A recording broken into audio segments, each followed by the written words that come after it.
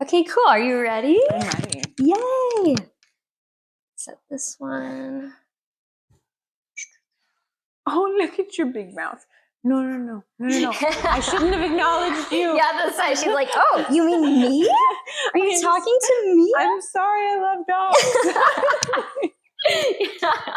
I got her excited. It's all my fault. Okay, go to your bed. Go to your bed. We can play later. Ooh, I'm in trouble. I can see a mirror. Hi. This is my little setup. I used to have like a whole little production team and everything, but a couple of them got busy, and then sometimes I'll still have one come and like monitor and stuff, but it's just so hard with scheduling. Mm-hmm. And then like if the model schedule changes and then like trying to communicate, and I was like, you know what? It's kind of easier because everyone's so busy that it's like, yeah. And people, I notice it most out here. Yeah. People cancel last minute all the time. And I think it's like, you can't get mad at it out here because like if you have something booked with them and then something bigger comes along for them, you can't get mad at them for going to the something bigger because it's just, that's the industry. Yeah. Right. And if you ever want to have those guests, you got to have the gut to be like, that's okay. Exactly. You know? So yeah, I'm finding that like back home, people don't really cancel, but people also don't really make plans. Interesting. Yeah, it's so hard to get like a group together in Canada. Out here, it's easy. Everyone says yes to everything. Yeah, it's true. And then you kind of have to be okay with like if it falls. The flakiness and stuff. Yeah. How interesting. Yeah. Well, welcome. Thank you. So excited you finally made it. I know. It's been like, we've been wanting to do this for how long now? We must have met, I feel like we met around April. Yes, I think somewhere like there. Yeah. And I'm pretty sure I invited you on shortly after, but you just moved here. Mm-hmm. So yeah, like what, something close to 6 months or something. My house has hardly gotten better, by the way. Really? Oh no. No, it has. We've painted some walls and we've unpacked some stuff. Okay. But there's still just one of the rooms is just filled with boxes from Canada. Oh my gosh. Yeah, it's driving me a little crazy. Yeah. I keep like talking to my husband and I'm like, just remind me it's going to be okay. Like, I just need you to tell me it's part of the process. Yeah. Because I'm having a really hard time with that right now. Yeah, that would stress me out too. It's those last unpacked boxes that are always the worst. Yeah. Like, and then usually I feel like when I move, they're still unpacked. And I'm like, well, I guess it made my job easier. Right. Yeah. Well, let's start with you introducing yourself. So do I look at that camera? Do I look at... You can look at me mostly. Okay. If you like want to address the audience, I would say this one. Hi guys. I'm Vera Bambi. So I always get asked, what is your job title? And I'm like, I'm just an all-around entertainer. But I would say like sexy glamour model is like the main gig. So yeah, mainly actress. I love that too. I super love that. And and you said that you did stunts recently for? Yeah. Oh my God. So fun. So I did a Velma Daphne versus the classics. So it's the horror classics, right? Ghostface, Mike Myers, the Terrifier. Love that. And yeah, it was I had been practicing some stunts behind the scenes, just kind of learning, going on sets. My husband's a director. He has a channel, Bat in the Sun. So I'm watching stunt actors all the time, like constantly. So I'm picking up little things. And I got to do my first performance, for Halloween. Amazing. We dropped a video and it's done very, very well. I think it's gotten almost 2 million views across platforms. Wow. Yeah, like broken up. Just on my Facebook, I think it just hit 1 million. Oh my gosh, incredible. Well, congratulations. That's huge. Thank you so much. So truly all encompassing entertainer. All encompassing, yes. I love that. Yeah, and we're planning some new stuff. I can't say what just yet, but there is more on the horizon. There's 2 videos in the works right now. Exciting. Mm-hmm. So do you and your husband work together a lot? If I'm doing stuff for his channel, yes. Okay. But not so much on my side of things. Okay, got it. Yeah. It's because the stunts thing was his project or separate? Yes. Okay. So his channel, Bat in the Sun, they pit superheroes against each other. So they make pretty much just viral content. Okay. So if you have ever seen Batman versus Darth Vader, that's them. If you've seen Wolverine, hello, Pop.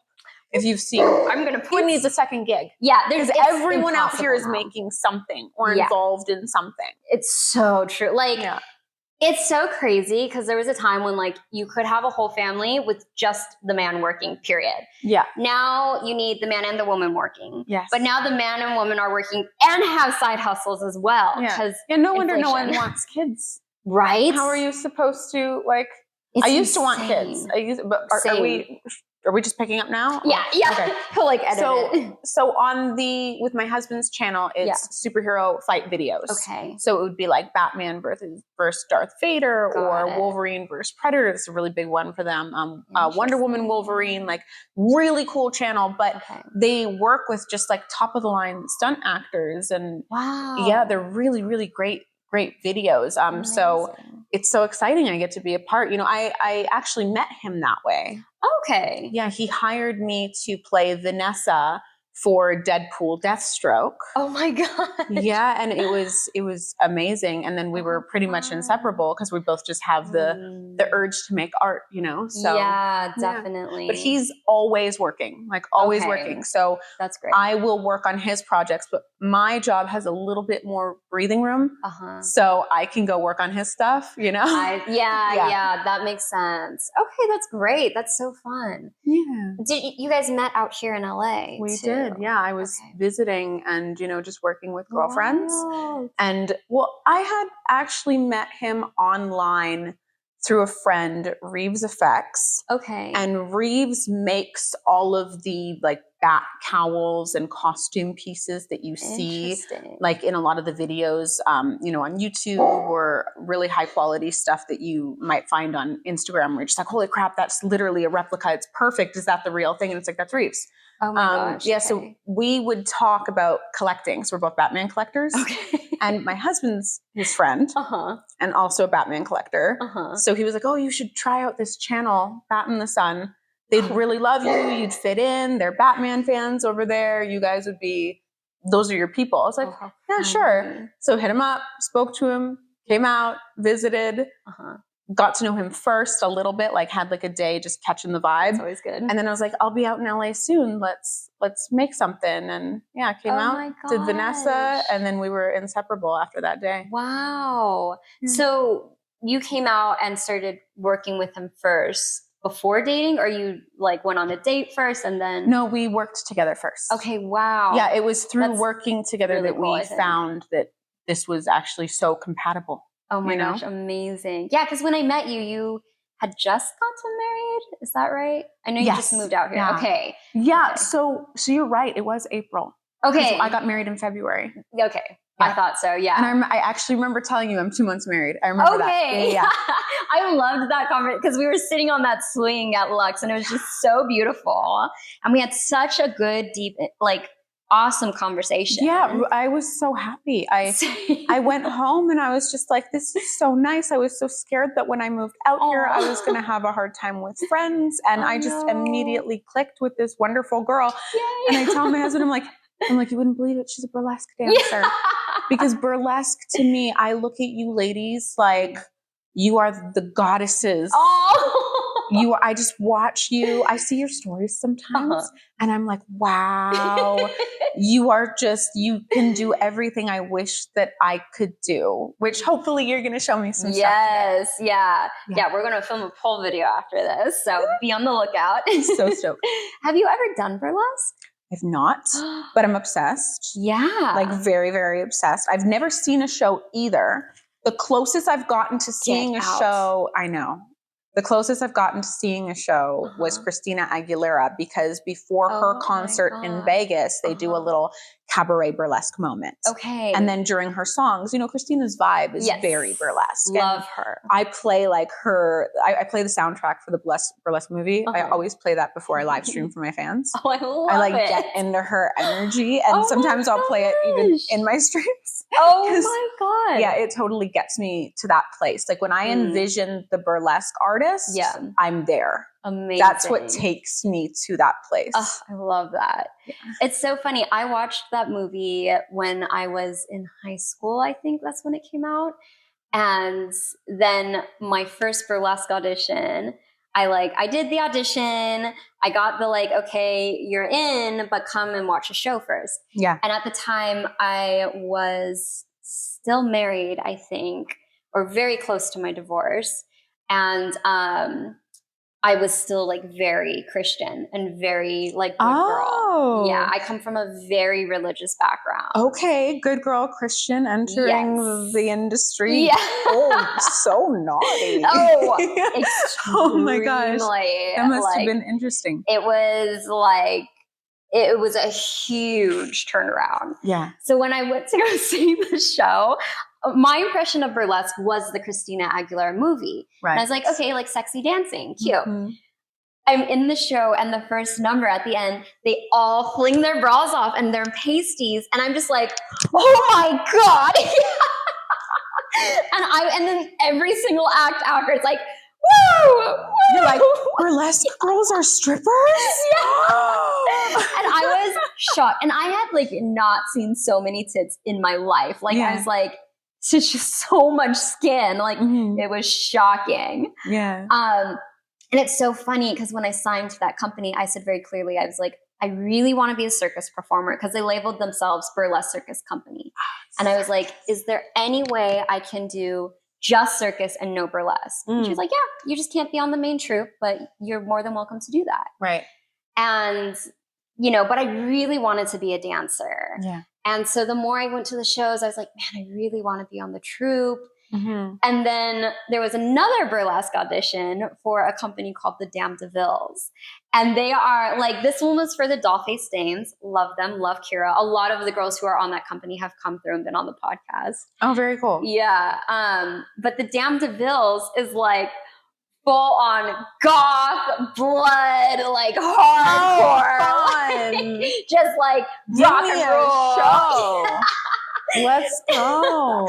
And so I saw their audition come up, and I was like, I'm just going to go. You know, I really want to do more of this. Like once I got a taste of like being on stage, I was like, I want this.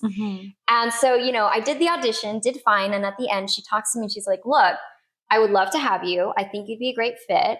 But I hear that you don't go down to pasties and you're religious and conservative and married. Yeah. Totally fine. But that's not going to work on this company.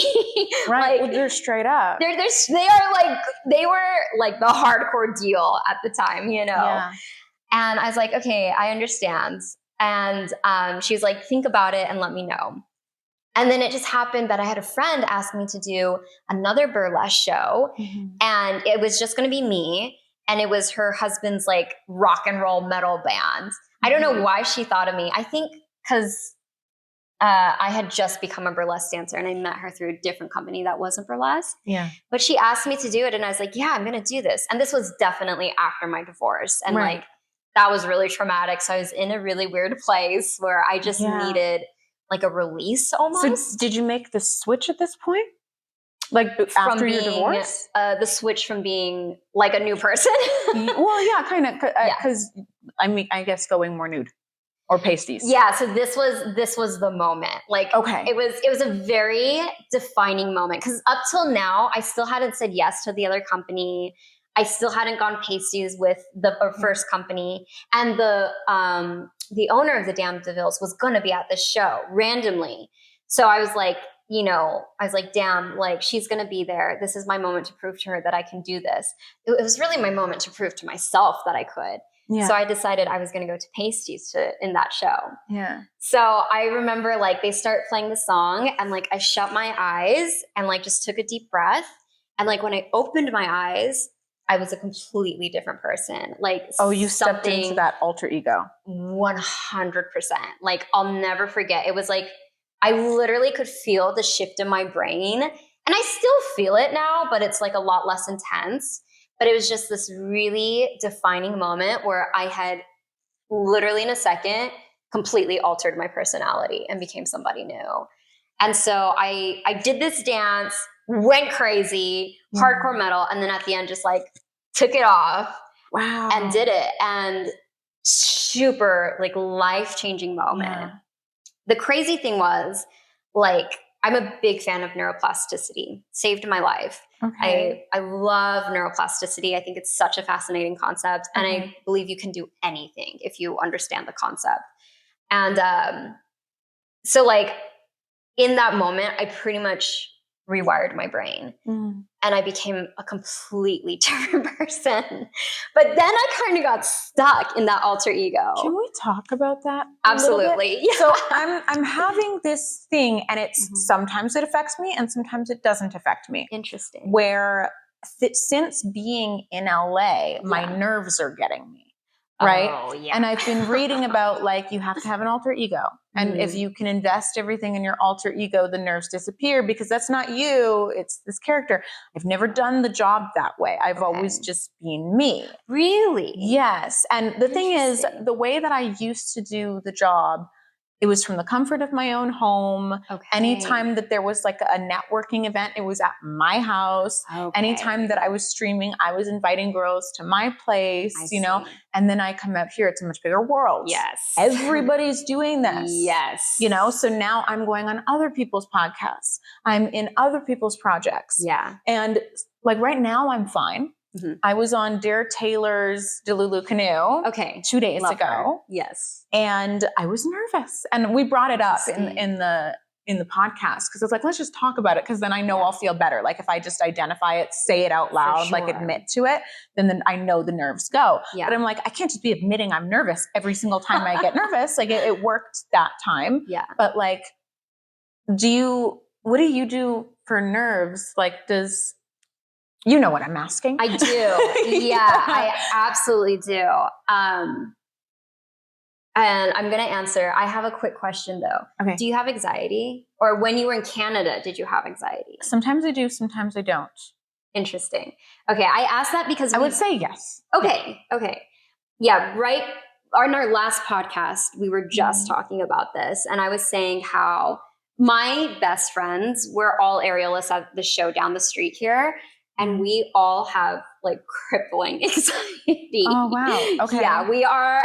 And we kind of joke how like we're all kind of sick together and we make each other better by kind of succumbing to our illness, but kind of accepting it. Like, and it's we're all crazy together. Yeah. We got this. Yeah, I feel that. It's a little crazy because what we do, we train for hours obsessively. And like a little day, like we will go to the gym, go to rehearsal for fun, to relax. We go do backflips. Like that's what we do. We all have matching scars. Like we'll go to rehearsal, sometimes leave with like our backs bleeding out. Like it's a little bit insane. You girls work so damn hard. We work so hard. Like, cause you know, and we're like 2-3 stories in the air. So it's also like, it is life threatening, you know, like you fall, if you fall wrong, you're fucked. Honestly, like I bow because I've never, this whole time I've been in the business, I've never done anything that's like quite that daring. It's insane, but we do it. So how do you handle the nerves? Especially it's like you're combining doing that with all these people watching you, but does one distract from the other? Yes. So like when you're in the air and your life is on the line, you cannot think about anything else. Does not matter if you're broke, if your house is on fire, who's watching you, if your tits come out, like nothing matters except don't let go, you know, or if you let go, make sure you're about to catch yourself. Like you can't think about anything else. And this is how we function as such humans. A badass / psycho. Like, it's all badass, girl. All badass. Oh my God. It's insane. So it's kind of funny, but I'm not like a very nervous person. People generally think I'm super chill, super mellow, but it's because I am so overly excessively active that I wear out myself so much to where like by the time I'm like socializing, I'm like, what's up? Because I'm so tired. But all of us have agreed if we did not have the job we we would probably be insane. Right. So that's kind of how I handle it. And I think so just do some aerial and put your life at stake repeatedly. All right. So the next podcast I'm on, I'll make sure there's some sort of life threatening. A little danger, you know. On the edge. Okay. It's a bit tips from Melissa. It's a really like weird way to live. It's really worked for me though, obviously. But I would say like even on a smaller level, like with the burlesque, my sense of self and my alter ego are very much so two different entities at this point. That's the point of the alter ego, right? Yeah. It's like, that's not me. That's yeah, her. Exactly. Yeah. They used to be, there was a time I was only the alter ego and I couldn't get back to myself, which was a journey. But now that I'm back to myself, I've completely separated them. Yeah. And it's easy for me to just snap into her and snap out of her, like without thinking about it. Right. But she's never in the driver's seat anymore because she's crazy. The alter ego. The alter ego. Are we sure it's just the alter ego? There was a time I was like, oh, fuck. Like, now it's your outlet. I mean, that's kind of a nice thing too, is you can go this crazy, outlandish, like want to do all these things version of me. Mm-hmm. That's who I get to be at work. And that is kind of the fun part, because when you're entertaining, no matter if it's like burlesque or, aerial arts or acting or anything, you have to give the people what they want to see. Yeah. And they want to see the thing that takes bravery to do. Yeah. Yeah. That's such a good point. Yeah. And it's, I always tell people like my job is to create a fantasy, like when people come to the burlesque show and they have this idea of Christina Aguilera, Glamour and all of that. Yeah. My job is, if I'm on my period, my back hurts, I'm breaking out. My job is in that moment, doesn't matter. I'm creating the fantasy and I'm fully embodying that. And for those 5 minutes, that is all I am. I am that fantasy. The second I get off stage, I'm back to Alyssa, but I definitely, absolutely think that you have to do a burlesque show. Oh my God. I think that could be good for me. Yeah. I've always wanted to, I was on a stage once in front of a very, very large audience. I had been on other stages, but this was like a very, very large audience. This was at a Comic-Con in Mexico. And the crowd was insane. I didn't know what I was getting off a plane to. Oh my gosh. And I remember almost blacking out on stage. Yeah. Like I was very much in the mind of like, I know how to get through this moment. I know how to do all of this. So it's all, muscle memory and pattern. Yeah. And I was fine. Mm-hmm. They had no idea. But meanwhile, I was like a little fuzzy from just how overwhelming that was. So I'm like, I think if I put myself in an extreme situation where there's a lot of people watching, maybe then I can kind of get over this. Cause I can be like, what's the worst that can happen? You fall and then so what? You fell and then you get up gracefully and everyone loves you because you were able to do that. Yeah. So and that's always what's funny is I'll ask myself, I'm like, why are you nervous? What's the worst that can happen? Yeah. What's like, and there's nothing, but I still do. And I'm trying to find out the core of like where that's coming from. Like why am I getting that way? Yeah. So I can overcome it. And I'm like, maybe I just need to do more stuff in front of people staring at me. Yeah. I'm also like, when I go to gatherings, I'm not the person that tells the stories and takes over the room. Okay. I can be that person like one-on-one, but I'm very much like a relationships person. Yeah. So I find that when I'm put in, like when I put myself in that scenario, I'm like, oh, why did I want to do this? Oh my God. How is this my dream? This doesn't make sense for like this doesn't feel good at this moment. Yeah. Well, it's funny because people ask me if I get nervous before going on stage. Majority of the time, no. It really is like, at this point, I've been doing this professionally for like 7 years now. So it really is like going into the office. Yeah. But there are some times where I'm doing an act I haven't done before, or I added a trick that does genuinely terrify me. And I'll have moments where I'm right about to go up and my palms are sweaty and I'm like, do not die today. Like, do not let this be the day. And I kid you not, I literally feel like I'm about to shit right then and there because like I am suddenly so scared. Mm-hmm. And it's funny you say the blackout thing, like you'll actually hear a lot of performers, myself included, say like, I pretty much black out during every performance. Majority of the time. Really? Yeah. Most of the time. You're just getting through it. Yeah, I'm literally like, and I think that's like, I think you just like released something in my brain. Good. I was like, thank you so much. Yeah. I needed to know that. If I black out, that's when I know I did a really good job. Really? Because that's when I've hit, I think there's actually something scientific to it. And I forgot, I wish I'd written this down. But I feel that's when I hit like kind of like my max like artistic state, because the entire world has disappeared. In the zone. And whatever I'm creating it's real and it's raw in that moment. It's like a high. Yeah. All my burlesque acts, none of them are choreographed. It's all just like whatever I feel in the moment. So you give them something different like every night? Every night. How often are you performing burlesque? It varies a lot. Right now, the economy is in a weird place. So I do anywhere, like as a whole, it's anywhere from 1 to 6 shows a week. So, but it's between like aerial and burlesque. So like Halloween, I always have a lot of shows. And then this is November, it always dies down a little. And then December, it kicks back up again. Yeah. Summer is usually jam-packed. This year was weird though. I did a lot of shows in the winter, which is usually not like that. But sometimes it's just back to back. Like I think 2 years ago, the economy was great. And Saturdays, I do 3 shows in a row, like all over the city. But yeah, like that blackout is like, that's actually the sweet spot where you want to be. And that's when like you've really kind of hit.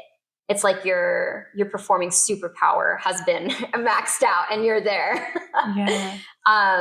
But it is interesting because weirdly enough, like the bigger stages are more nerve-wracking right before you start. But then once you're in it, you're in it. It's the small stages that are actually like really intense. Really? Yeah, because you can see every single person's face. You see their reaction. A big stage, so you can't see anyone. Do you think like what a stripper is doing, when they're in a smaller room on a very intimate stage? More intense. Wow. Yeah. Oh, I never thought that it would be like that. It's crazy. I thought like the big, because there's so many people, but I guess it can just become a bunch of numbers. Exactly. In a way. It's a seat and it's dark, so you can't see them really. So, it's just like, you just kind of go into like, you probably just have all these lights in your face. Yeah. And you just kind of, you do your thing and that's it. But when you're in a small room, like especially burlesque shows, because burlesque are all about like connection, not like in a stripper way, but in a performative way. Yeah. You are seeing the people, you're touching the people, you're moving around the people, and they are seeing you strip. Wow. And it's very like on a big stage. Yeah, that's so true. I never thought about all of that. Yeah, it's really wild. Yeah. I actually think smaller shows way harder than big shows. I should just go work a strip club for a minute. Or do a burlesque show. Like really traumatize myself. Yeah. So people are always like, why aren't you a stripper? You're such a great pole dancer. Like you make so much money. Well, it's a different job, It's a different job. And I tell people, I'm like, I wouldn't though, because you don't make money on the pole. From my understanding, you make money doing the lap dances. Yeah. I'm great when it comes to performing. I'm not good at like, here's a random man. Right. Let me make you feel special. Yeah. Like I'm really good. What? I'm really good in the live streaming atmosphere. Okay. I'm like queen cam.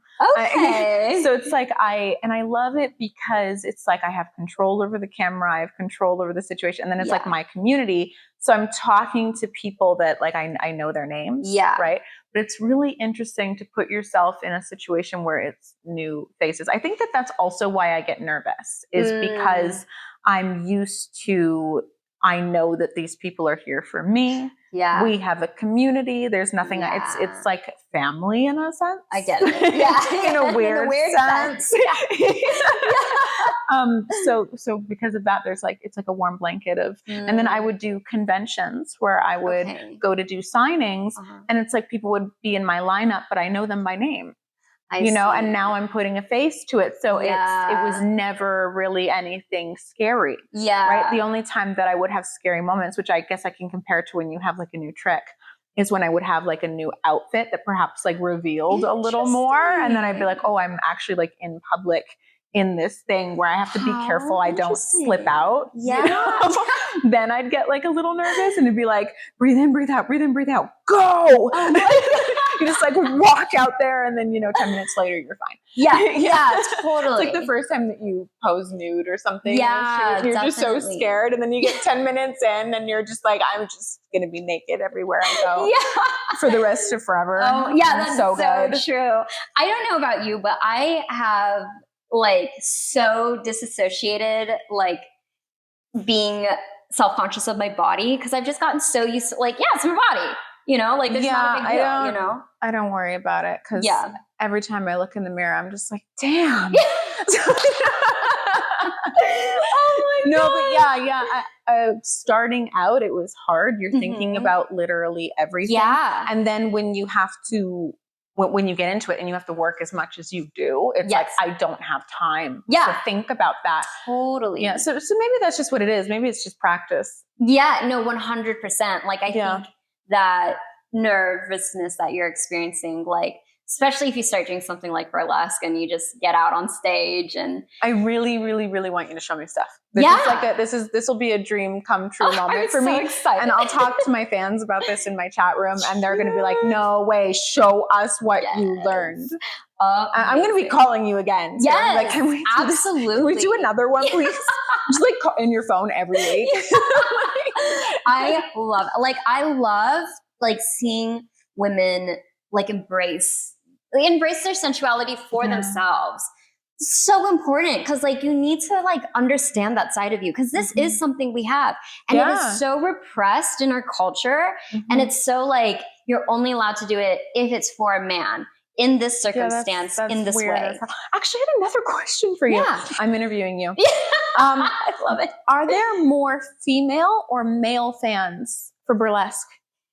I love that question. I think like obviously online, generally you're going to have like a higher, like my following is obviously a lot more men. Yeah. But in the shows, and I always tell people this, our primary demographic, middle-aged 50 to 60-year-old couples, men and women. Yes. Yeah, because it's a lot for both of them. Mm-hmm. Yeah. And it's like, it's interesting, like, you actually will rarely ever see like a group of guys. Mm-hmm. Like you're not going to see a group of young guys at a burlesque show. Yeah. It's generally a lot of like bachelorette parties, or couples. Yeah. Couples on a nice dinner date who either didn't know that a burlesque show was happening or like just enjoy appreciating the woman's body and know it's just a show. Yeah. I think I could definitely see that being a sexy date. I used to with a previous partner, I used to go to strip clubs all the time. And I just loved watching the pole dancing with him and we'd get, like get a little riled up. But I always like whenever there was the lap dance version, like I would be like cool and chill, but there would always be like this little piece of jealousy in me, which I tried to just be like, it's fine, But then I would be like, it's kind of like, it killed it for me a little bit. Yeah. And then, so I could definitely see because it's like something for both of you where you're watching, you're enjoying, you're in awe, you get a little turned on, but then like you and your partner go home. Exactly. Exactly. Well, and it's funny. I think we were talking about this backstage recently at one of my shows, and we were talking about like our different techniques for performing for couples. Because, the whole theme of burlesque is it's a tease, and burlesque is very interactive. So we talk about how we handle that. And some girls, they like to really play into the tease. And sometimes like they'll play with the guy and the girl. Sometimes they'll just play with the girl and like ignore the guy. One girl said she saw a show where like she like played with the girl and then she went like she was going to play with the guy and then pushed him away and then winked at the girl. Oh, which, cute. Yeah, super cute. So we can't like, we're just doing our job. We're never there trying to like get a man. We're not trying to flirt. And neither are the strippers, right? Yeah. But I can definitely see, because like I was someone who like, I would tell my partner at the time, I was like, I want to go to the strip club. Like I was the one that was like, let's go. And then we'd be in that situation, be like, I don't think I like the lap dance part. Yeah, like definitely. I like coming here. It's very sexy. I look at these girls. I want to embody what they're doing. I think they're so beautiful and graceful. So I think it's cool that there are like a lot of different pockets that that the industry has, and burlesque being one of them. Where I think that's really sexy. That'd be like a nice date night idea. It's such a fun date because it does give you that little like. Because, our job is to make you want to have sex by the end. Yes. Not us, with whoever you got, Yeah, but that's one of the things that it's one of the things that I really, really love about it too. It's like that you're watching this gorgeous art. Yeah. And then you have like that inspired feeling. And it's a very special and inspired feeling. It is. Yeah. I loved, I had a show in Miami where I was the headliner. And so I got to do whatever I want. I was the only burlesque dancer. The rest were like singers, comedians, whatever.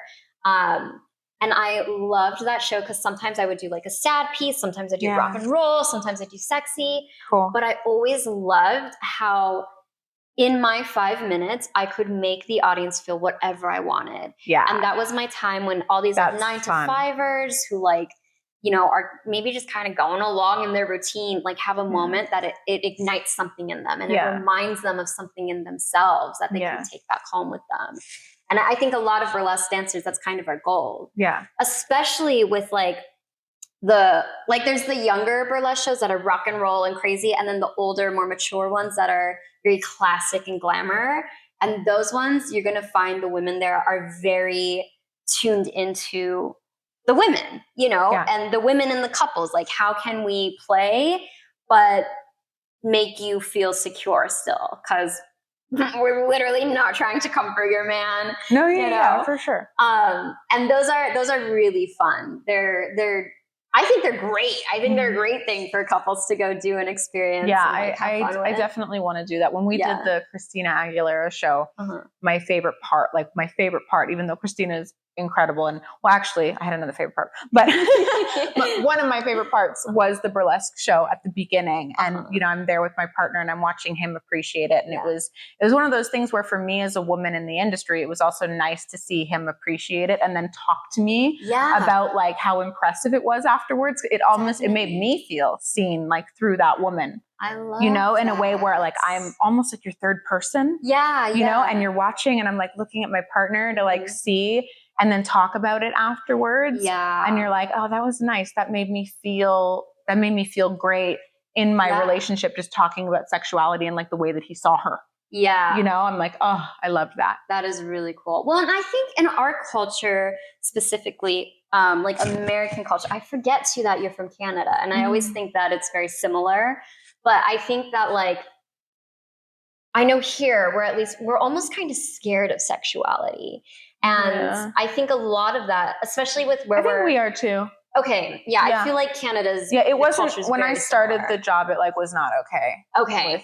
So. Yeah. Yeah. European culture, I think is way more, and Australian, way more kind of open. Mm-hmm. But in America, for as much as we celebrate sex, we're also weirdly scared of it. Mm-hmm. And especially with where we're at politically right now, it's we talked about this on one of the episodes where, I was like, why is it like that? And the girl made the point that sex is so powerful. It's the one thing that women have that controls men. Yes. And there is kind of a little bit of an underlying gender war going on right now where it's women are getting stronger. Yeah. Well, there's always getting scared. There's always been a gender war, right? True. But we are at a place where we understand the psychology of things now. Yeah. And we're talking about this a lot. And, I think I told you this earlier, how OnlyFans is now beating out Apple and Nvidia in terms of the revenue that they have. Right. So OnlyFans it's a huge company and all these women are jumping on board. And the argument towards it is always, you're not going to be able to get a man. You're not going to be able to get another job. Yeah. You're not going to, and it's okay. Do I need another job? I think what it does for me is it takes me out of the dating pool of men that want to keep me under their thumb. Exactly. Yeah, because Absolutely. ever since I've been in this career, I know everyone's experience is different, but I've never had a problem dating. Okay. And I think that's just because even before, I actually would almost say that it's easier now. Because before, it's like I would always have this very high standard for looking out for that. And I think it's because my dad raised me to look out for it. Okay. So I see that. When I got into this job, it almost filtered people out for me. And it was never like, I would just outward say it. Because people would be like, oh, do you not talk about it? And then you tell them later. Like, no, you tell them right from the get. Exactly. Like, not only do I do this, but like, I love it. I'm a part of the culture. It's everything to me. And I want to know how you feel about it, you know, because I'm going to want to talk about it all the time because I love it. It's my passion. Yeah. You know? So I've never had a guy in my life that wasn't 100% like, that's great. You get your bag. You look great, you know, very positive about it. Oh my gosh. Amazing. Yeah. That's been good. Great to hear. Yeah. Yeah. I always had for a long time the opposite experience. Even before I had one, when I was just a burlesque dancer, the guys I dated would be the guys that I slept with or dated, both, all of it. Just the guys, you know, they would be like, I can't make this relationship official because of your job. Yeah. I had that repeatedly for years. And it wasn't I feel like that's interesting that you thought you had a chance. Yeah. And I was so much more like insecure then. And because, you know, I came from a very Christian conservative background. So I always felt like, oh, I am doing something wrong though, you know, and it probably wasn't until 2 years ago when I was living on a ship in Australia and I was dating. That's so cool. You lived on a ship. So great. And with the circus too. Such an interesting time. But I was dating this guy out there who was half Australian, half German. Very open-minded. And it was a really great experience for me because he was the first guy I dated who was just very like, I love what you do. I love what he came to my show. He came on the ship with us and like watched the show 3 times over. And like was just very like supportive of it. And you know, and he like from day one, he was like talking about marriage and babies. Like at the end, he introduced me to his mom and everything. That's amazing. It was so great. I wonder what his background was like if his mom was very like positive about it. Yeah. Because like I remember when I was young, my dad would talk about strip clubs. Interesting. You know, and it was always just very much like, yeah, me and the guys would go to the strip clubs or my mom or technically my stepmom, but I call her my mom. When we started seeing each other, we'd go to the strip club, right? Funny. And, you know, oh, the girls are so sweet. And, you know, always just really positive messaging, you know? And then like grew up watching Elvira. And always very, very positive. But but still, you know, you go out in the world and then you realize, no, people kind of like hate. Right? Like hate. Yes. And I'm like, why? What did these women do to you? You know? Yeah. So yeah, well, we had someone on the podcast and she made this point, and this reel has gotten so much hate, but she said, America hates women. And it was like, wow, you know, that's a really blunt statement, but also she's kind of right. I wonder what the statistics are of that, you know, because I hate like blanketing that. Yeah, definitely. You know, and being like, you know, everyone hates, but I'm like, I bet you it's a very high percentage, which is essentially what she's saying. Yeah. It's like the majority. Yeah. Right. Yeah. So that's really interesting. Yeah. Well, and I think her whole point, like encompassing everything she was saying in that statement, is that it's down to like how we're treated on every level, like financially in the workplace, career wise. Tampons, you know, just everything's kind of like against us, you know. Yeah, I was watching this thing on like a hair loss product. Okay. And it's I think it's like Rogaine or something. Yeah. So they have like Rogaine for men and Rogaine for women. And then on the back of the box of the one for men, it says not for women, don't use it. And I was watching this dermatologist talk about it. And he was like, yeah, that's BS. So basically they get away with writing that on the box because in the instructions, it's either men or women have to use it more. Like they are allowed to apply it twice a day, whereas the other gender can only apply it once a day. Weird. So because of that, they box it differently. And the one for women is more expensive. Oh my God. So they almost try to market it like it's a different product. But it's not. Wild. It's the same thing. It's just the instructions on the packaging, which is why legally they can get away with it. That's so crazy. Yeah, just wild. I was literally watching that, I think, this morning. Oh my gosh. Yeah. Wild. Yeah. Well, and that's what's so interesting. Like, I think that's why, I don't know what it was like for you, but I remember when quarantine happened and OnlyFans became like a thing for real. Yeah. Like, it was really fascinating to see how it was like porn stars were suddenly like worshipped. Like they became untouchable in that phase, which was really interesting. Yeah. And it was kind of cool too. It was amazing. Yeah.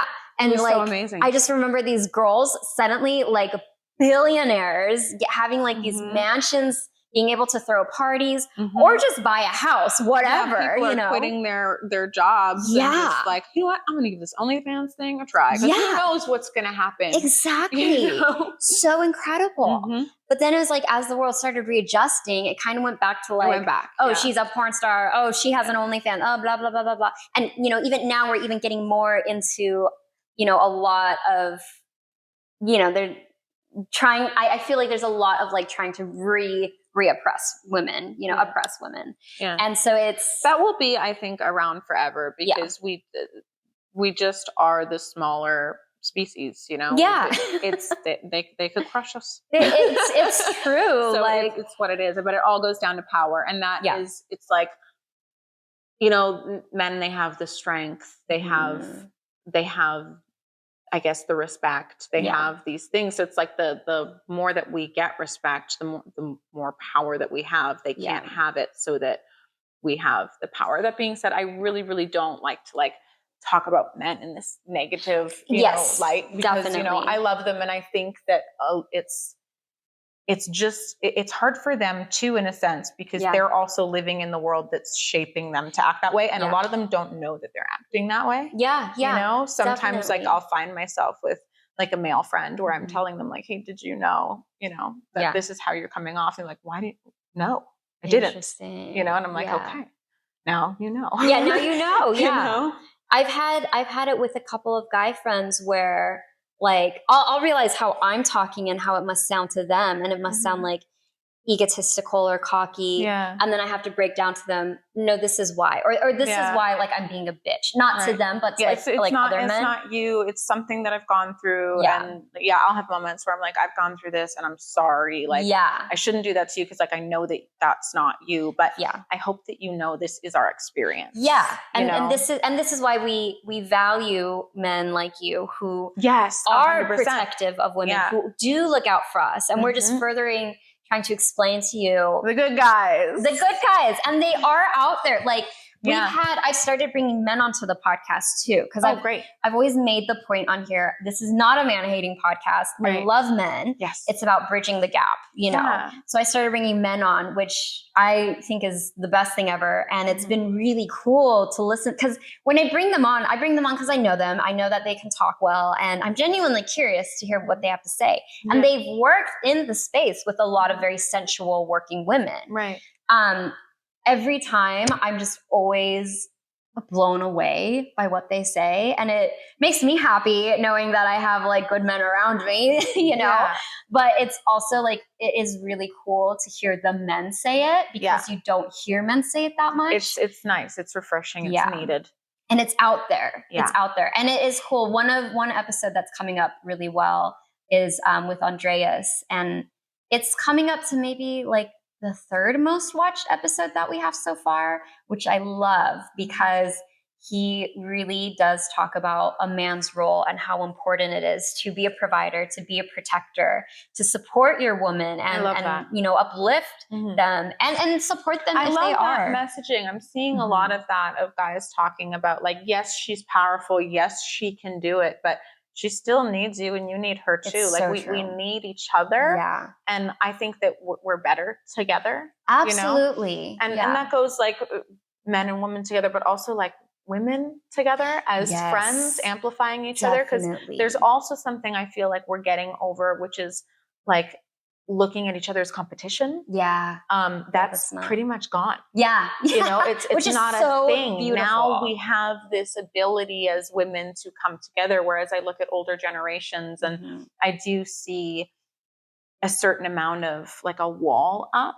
You know, like with with like older women, where I notice like they're kind of standoffish with other women, like women of an even older generation of them. And you know, I observe, I watch things, and I'm just like, I'm so grateful to be a part of this generation where, you know, we're hopping on each other's podcasts and making things together and celebrating things, different skills. Yeah. Like, and, you know, going on our little Sex in the City dates. And like, you know, women are a lot more. So yeah, we're in a really good time. And I think this is particularly a really great time for women in our industry. I think you and I are very, very lucky, you know, because the times are turning, opportunities are opening up.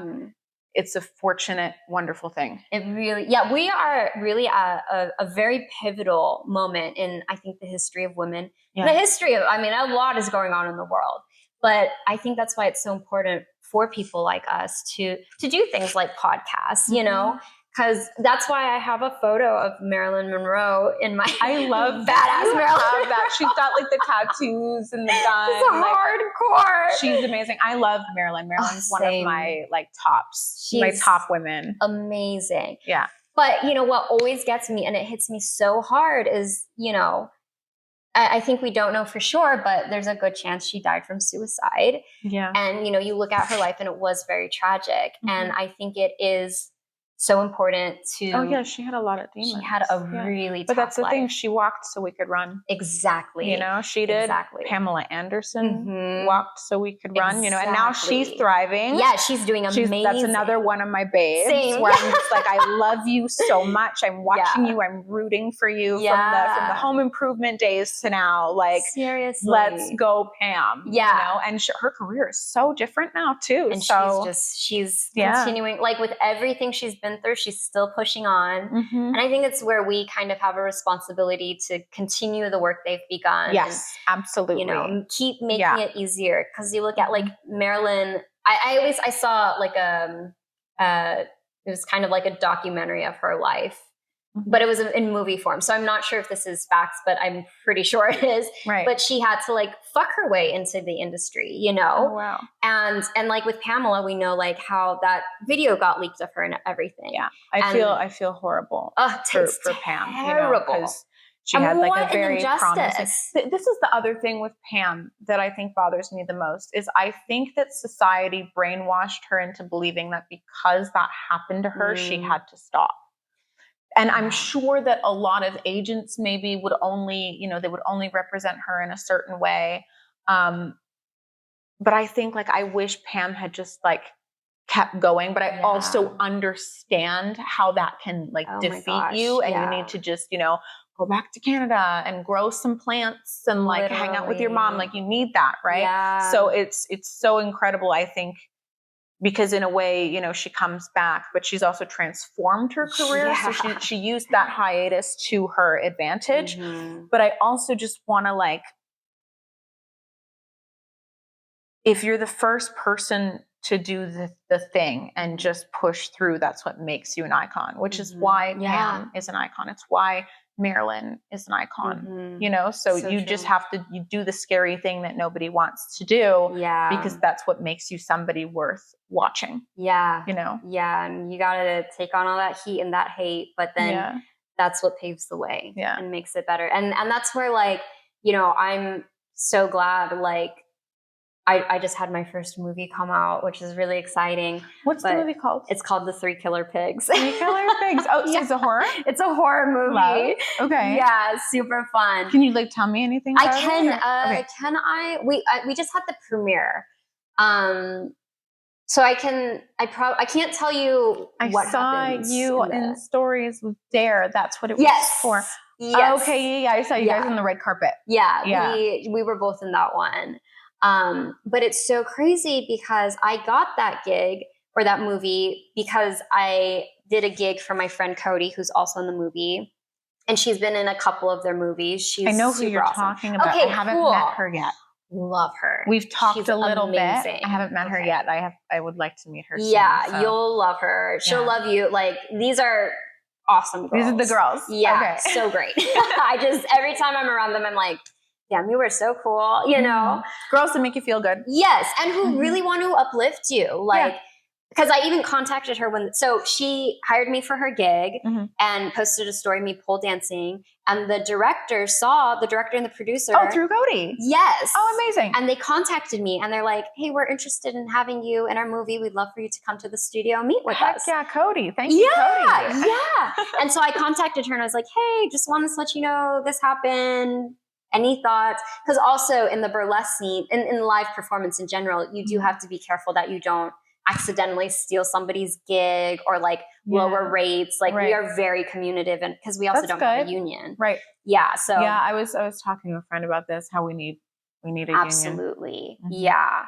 But I contacted her about it and she was so supportive and she was like, go for it. Like, I'm going to be in that movie too, you know? And she's been so awesome and so helpful, which is what we need as girls. And it's so important. But I was going to say, like, it was so awesome because when I met with them, one, so cool because I had no acting experience and wasn't pursuing acting, but I got to meet with the director and the producer, and it's a man and a woman, super safe environment, had a beautiful chat with them, connected with them on a emotional like level also. And then they invited me into their movie and, you know, they were like, we want to see you in this career and we want to be the starting point for you. That's amazing. So amazing. But it goes to show like how far the that was the production company or the director or all of it. Okay, all of it. Yeah, cool, the producer and the director's the writer too. So it was really, really cool. But it goes to show like times are changing. And they even said themselves, they were like, the industry used to be about sex, you know, and like fucking right to the top. Now it's about money. Yep. So, which is honestly, I think a very productive change. You know, we're moving in the right direction here.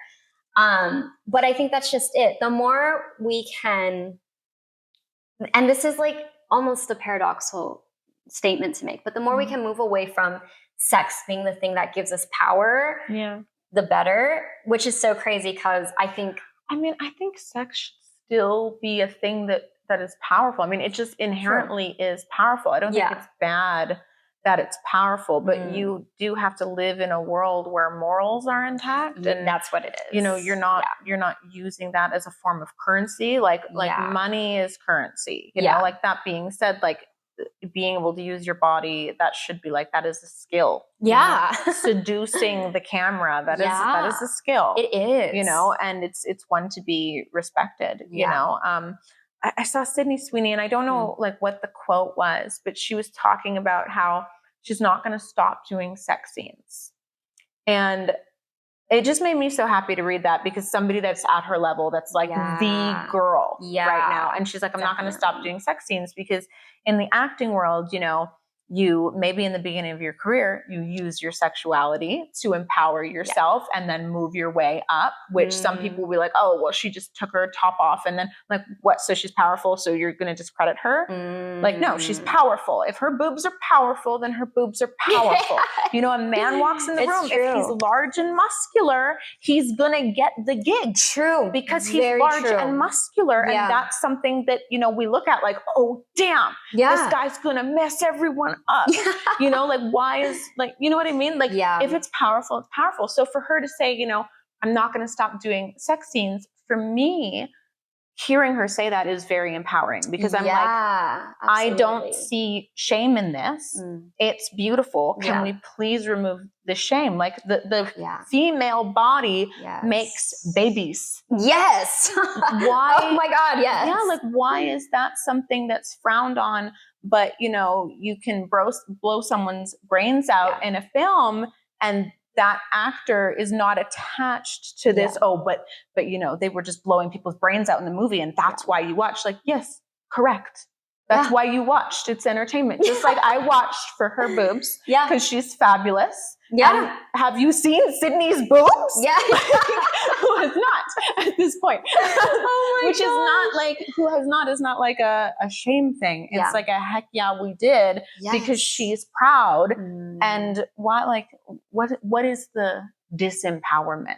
Yeah. You know, let's put that to bed now. Yeah. Yeah. You know? I love that, because this is something that I've been struggling with a lot personally, and figuring out, like, where do I, without anybody else's comments or anything, how do I feel about this? Yeah. Because in this movie that I did, I already did a second one with them. This was my first one, and I'm only in it for like 5 minutes. It's a really quick scene. But in it, like, the very intro to me is me crawling across the camera and full on lingerie, and it's my ass, you know? Okay. And there's another scene where I crawl on top of the guy, it's my ass, you know? And they advertised me in, like, for the articles and stuff, that, like, I'm a Playboy model. That's their selling point to, like, help the movie, you know? Your power. Yeah. And so I've been struggling with, like, well, entering into the acting scene, like, is this what I want? Like, is this how I want to enter in? Is this how I want to get typecasted? And it's been a really interesting conversation that I've had with people. And I had this really beautiful conversation with the writer, director, and the producer about it right before the movie came out. And I was like, you know, I've had some people tell me I need to rebrand, I need to change my Instagram, I need to make a new Instagram, whatever. But you guys were the ones who hired me for my first movie. So what do you think? Because you hired me based off my Instagram. Right. And they were like, look, we love what you do. And what you do is very authentically you. So don't try to hide yourself. Like, you know, as, you know, maybe try to get other roles and continue to build your craft. But, like, this is who you are, and you love doing what you do. So just keep it authentic to yourself. Yeah. I feel like, and I don't know if this sounds hokey, but you are only limited to what your mind tells you, right? Yeah. So if I were to get typecasted as, like, the Carmen Electra, Pamela Anderson, sexy bimbo type in a film, I'd be like, I'm the sexy bimbo type in the film.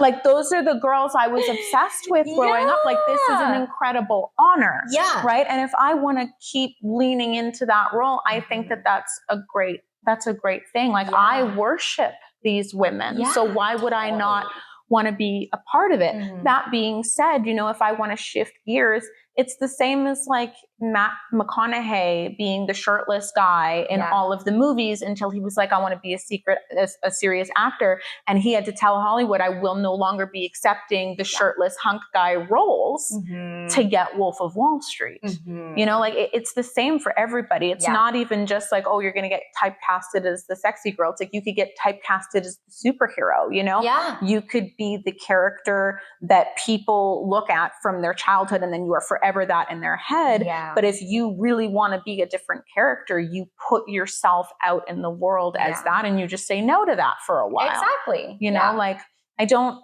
think it's a bad thing. I don't think it's limiting. Like, if you love being the sex symbol, like, to me, I just want to ooze that. Yeah. You know, like, if I could match up to the greatness of these women, that would be an incredible honor. Oh my gosh. You know, and any, like, agency or whatever that wants to be like, oh, you have to get rid of your OnlyFans or this and that. I'm like, oh, so you don't like women.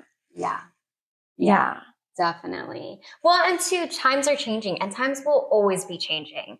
Like, in the dance industry, it was always agents. You know, you had to have an agent to be successful in the dance industry.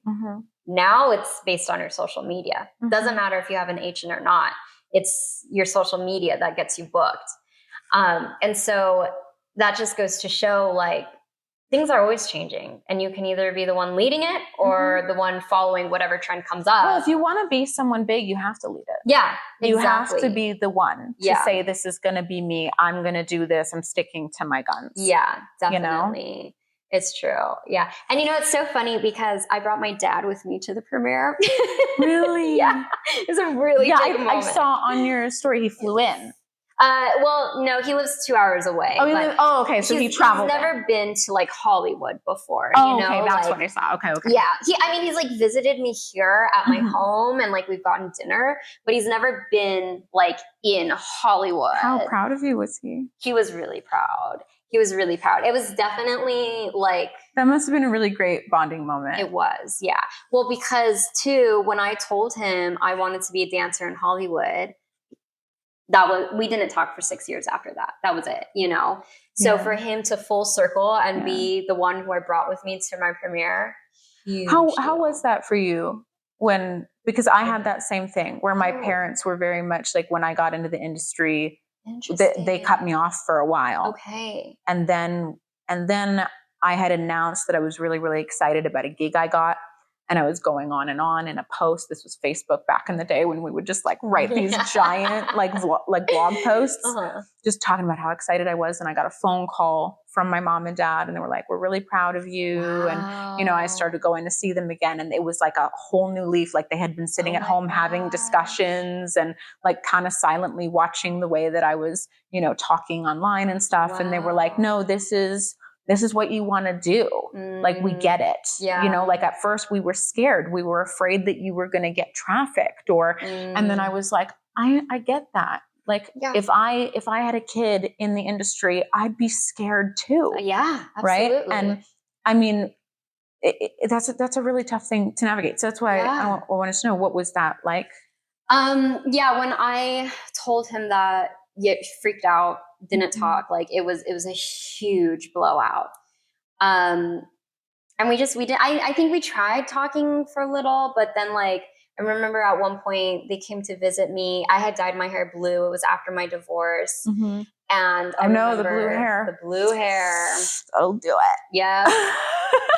And I just remember he was like, "Why is your hair like that? It's really ugly." And I don't remember how he phrased it, but I felt like he was just calling me ugly. Right. He doesn't know how to communicate what he's feeling. So he bullies you a little. Yeah, exactly. Like very different generation. Yeah, yeah. And my mom was like, "Oh, everyone in your hometown or in the hometown is calling you a stripper now." And like, look, I love strippers, even if I was, whatever. But it was the way she was saying it so demeaning, where I was like, well, what are you saying? I'm your daughter. Are you defending me? I'm so proud of my dad because he told me that his older sister had called me some name. I don't know what it was, like a whore or a prostitute or like something disempowering and my dad lost it on her. He told me he lost it. He said, "You don't know my daughter. You don't know who she is. She is an artist in her heart. You don't know her." And I could cry when my dad like told me about that. I was just, Daddy. See, there are good men, right? And they might not get it at first, but they learn. Yeah, dad's roles are so important. I think being a dad is one of the most important role, especially for now, essential. Being a good father is so important. But I feel bad for that generation because I don't think that I think that we have a much better understanding of how to communicate our emotions, and we don't even get it all of the time. Like I've come off as a certain way, and it's just like, I didn't mean to do that. I was just failing to articulate myself in a healthy way. I felt my back against the wall. And if you really think about it, it's like, well, you're his baby. Yeah. So he's scared. He's so scared. And you're actually being so brave. And he cannot handle the amount of bravery that you're taking on. Yeah. And when I started kind of like looking at that kind of made me open my eyes to what was going on with my parents. Yeah. But it was thanks to their phone call though, because they called me. I didn't call them and say, "Listen, we got to talk about this." I was ready to just be like, "Fine. If you don't love me, if you don't want me, I'm going to go out in the world." But they called me and they were like, "We're proud of you. We see what you're doing. We understand." And that was everything. It's so beautiful. And they celebrate it all the time now. They talk about it so positively. And even my sisters, which was actually almost harder because I had one sister, she went on a vacation there was a guy there that she thought was cute. She's Okay. flirting with him. She's like, I'm going to have a little vacation fling. Mhm. And then it was a photo of me on his wallpaper of his phone. And she like Wait, lost it. And did she know that you were, or did he know that? No, he didn't know. They just met on vacation. Oh my She just God. ran He was into him just in a fan of resort. you. Yeah, he had a photo of one of my cosplays on his, and it ripped her apart. She was so upset. She was really mad at me. And my dad had to explain it to me because she couldn't emotionally articulate to me why she was so angry, you know? And then, you know, I had a conversation with my dad sitting down because I have a lot of sisters. Okay. And they're like, you know, the girls, they go through this. Yeah. Where, you know, they don't know if the guys have seen you naked or this. And I'm like, I can understand why that's difficult, you know, but then it's really just communicating with my sisters. Yeah. Yeah. And then being like, you know, I've got you. Yeah. You know? Yeah, definitely. And just knowing communication and relationships is everything. Mm-hmm. Like, it's really interesting because I had a friend group before and I have a friend group now. And in the past, I don't think I would ever want to bring a boyfriend around that friend group because I did not trust my friends, you know, Wow. which sucks. Yeah. It really, but I do not trust them. Right. Now, I know if I left the person I'm dating alone with any one of my girlfriends in a room, just the two of them. Because it's really, at the end of the day, it's not to do with the temptations in the world around the man. It's to do with the man and how he handles the temptations. Yes. And I think one of the reasons why I am so good with my sisters now is they have solid men in their life really that don't make them question things for half of a second. Yeah. You know, so that's a big, big part of that. Yeah. Yeah. And having solid friends too. I mean, the man being solid with him is most important because, you know, but also knowing you can trust your girls. Yeah, it's important. 100%. You got to know that you can trust your girls. But like, if that's your lifelong partner, and that's what you're trying to do with someone, you got to be so locked in. There has to be no question. I need to be able to bring my husband into an environment. And like, this job actually makes me trust my husband more. I bet. Because you know, we can bring these guys around all of these women and he's not looking at this as an opportunity. Yeah. He's hanging out with his wife and this is what her girlfriends do for a living. Definitely. So it's, you know, it's fine. Yeah. Yeah, for sure. I feel that very important. But yeah, I wanted to say how, you know, you had asked about how my parents handled it and how your parents handled it. And it's interesting because mine had done the same where I was like in transition of apartments and I needed a place to stay for 2 weeks. And previously I couldn't go home because I would have a full on panic attack if I was in my old childhood home because I had trauma and everything. Yeah. And so they were like, well, come stay with us until you're able to move into your new apartment. And I was like, no. Like, there's no way. Yeah. You know, and they're like, no, we've changed and we want to show you that we've changed. So please just come. If you're not happy being here, you can leave. How did that, like, were you ready or were you scared? I was terrified. And I don't remember like how they can, and I didn't because at first I got an Airbnb. I said no and I got an Airbnb and it looked nice in the photos. Got there, no furniture, and there were cockroaches. It was the cockroaches that did me in. And I was like, I'm done. I was like, I cannot wait. Yeah. It was so disgusting. Like, so I went and I stayed with them. And I was so shocked because they were like, do you need anything? You know, do you want us to cook for you? They were understanding. Like, and so chill and just like, because my dad yelled a lot when I was a kid and was just very like aggressive. Right. But they were just like so nice about everything. And I was like, wow, you guys really have changed. They're changing as I mean, that sounds like they were really putting They were changing themselves. Yeah. Like, and then that was like maybe 3 or 4 years ago. But it's so interesting because recently, in this past year, somebody anonymously sent my link to my dad. Why does this always happen? Because people are assholes. Crazy. So fortunately, my dad doesn't use the internet, so that's nobody good. can ever send him a link. Yeah. And if they send it to my mom, she'd be like, she looks fine. Oh, she looks so fine. Nice. My daughter. Yeah. So my dad is not. Yeah. He can't even turn a computer on. Like, Oh, that's right. Yeah. My dad like lives on the internet. He's a really big conspiracy theorist. So what was that? Like someone sent it? Yeah, because also he's starting to gain more traction now with his conspiracies. So like now people are trying to tear him down and get him to be quiet. So they started digging into him. Oh wait, does he have a vlog or something? Something like that on Twitter. Oh, what a cutie. Yeah. Okay. This is like his life's work. You know, he's very passionate. Okay.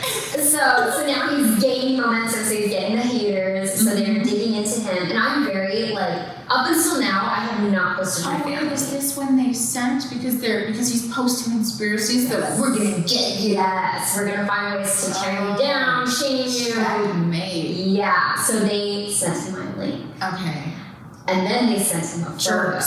Yeah. So you know, he texted me about it, and like my heart dropped, and I was like, fuck. Like, and this was before the premiere. Mm-hmm. I had already told him I was gonna take him. So maybe a week before the premiere, I like bolstered myself up, and my whole childhood, my dad screamed at me. Never had a conversation with me. He was only screaming. Now we have conversations, but I was still really nervous. Yeah. So I was like, okay, like I worked on, fuck, I knew this was gonna happen. Wait, what happened? My girlfriend, I think it died. This one's filming. That one's filming. It doesn't have the sound though. That's why you have the mirror on, right? Yes. Yeah. Yeah. Maybe just scrub to the end and see where we left off. Okay. We have been talking for a really long We time. have. How long has it been? I was wondering, like, do we need to to just close it? Yeah, you know what? Cliffhanger. We'll just like maybe leave Or it. just like do an outro. Yeah. Real quick. Yeah, I think that's perfect because it's already been an hour and 16 minutes. Oh, okay, wow. Yeah, I always go for an hour. Okay. And I try to go a little over just in case, but we've been going, so. Yeah. Well. I want to like keep hearing that, but. Wow. Okay. We'll just leave you on a little should I finish the story? Yes. Okay, I'll finish the story. Yeah. It's gonna be kind of a weird edit, but whatever. So yeah, I was nervous, so I called him, and I called him and I was like, look, we're gonna have this conversation. We're gonna have it once. You cannot bring this up at the premiere, and you cannot make me cry at the premiere. Like, this is way too big of a deal. This upcoming premiere. Yes, this was like You guys a week or are two working ago. through things still.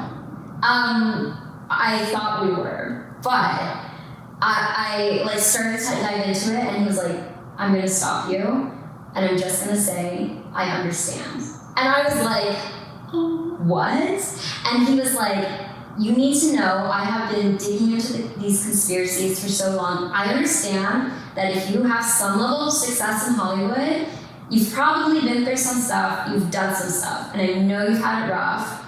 You know, I just want to make sure it's clear that this was your decision. I didn't push you into this route, but I understand. And, you know, and I told him too, because I started to say, look, you know, you're going to get a lot of hate from me. There's things that are going to come out about me. So I think you should publicly disown me. I straight up told him that. Yeah. And I was like, privately, you know, of course not, but publicly, I think you should just say, it's not my daughter, you know? Because I have things from my past that I'm still worried about coming out, you know?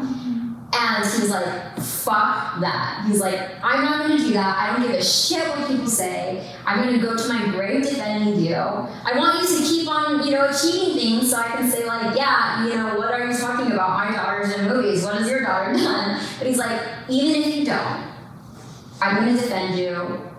And even if they keep sending me stuff, you know, I hope they don't, you know, try to get out of whatever you're doing as quickly as you can. But I understand, and no matter what, I'm going to support you. And I was floored. I just started bawling my eyes out, and I was like, wow, that's what being a dad is. So amazing. It was so sweet. And he even offered, he was like, if you only make $1,000 a month, I will pay you $1,000 a month so you can delete it. And I was like, that's really sweet. That's not how much I make on there. That was cute. Yeah, it was really cute. That's oh my god. So you're really going through something really special right now. Yeah, it was Congratulations. Thank you so much. That's a really, really big thing. Yeah, That's huge. With that generation, it's a toss up, you know? Like, I don't talk to my mom. You know, like my biological mom. That's that's a whole other story. Okay. We could maybe get into that. Save that for next time. But you know, with my mom and my dad, as in my stepmom, who is my mom. Okay. My mom and my dad. You know, we just had a short period, and it was really just it's the emotional understanding and hearing each other out, and you know, everybody's got different experiences, and that generation, they were not great at processing emotions and telling you the reason I'm being this way to you right now is because this is how I was taught by my generation to handle these emotions. Yeah. And it's like they were going through so much at the time that it was like they didn't have time to learn how they psychologically affect people. Yeah. You know, it was all about like, here's my story and I'm going to tell it to you because I need to get it off my chest. Yeah. But it wasn't like this back and forth and understanding and like, okay, you felt that way because, and you know, I caused that, and like accountability. Accountability is a bigger thing now. Definitely. You know, where it's like, I think that they would look at it as if you take accountability for something, you're admitting that you've done something wrong. Yeah. Whereas our generation is, if you take accountability for something, you're setting yourself free. Yeah. You know, there's nothing more powerful than being like, oh no, that's not on you, that's on me. Yeah. Because then like you can fix it. It's in your control. And you make your own life better. That's what it, you know, self-growth and self-love have become a big part of our generation. So I feel for that generation. Yeah. It's also like, how lucky are we? Yeah. Because a lot of that generation with their parents was even more toxic. Yeah. So much worse. So much worse. Yeah. They've been through it. And they're just doing the best with what they have. Yeah, they really are. So congratulations to you and your dad for repairing that relationship. That's huge. Thanks. Well, and same to you. Even if yours maybe wasn't last week, but it was not last week. That's so really exciting. Yeah, that's huge. That's really huge. Yeah. Thank you. Of course. Well, on that note. That was a great note. Yeah. That was beautiful. I was so happy with just like that. Yeah. Thanks for watching. Yeah, thanks for coming. And we'll see you in 2 weeks for another episode. Thank you for having me, girl. Thanks for coming. Bye.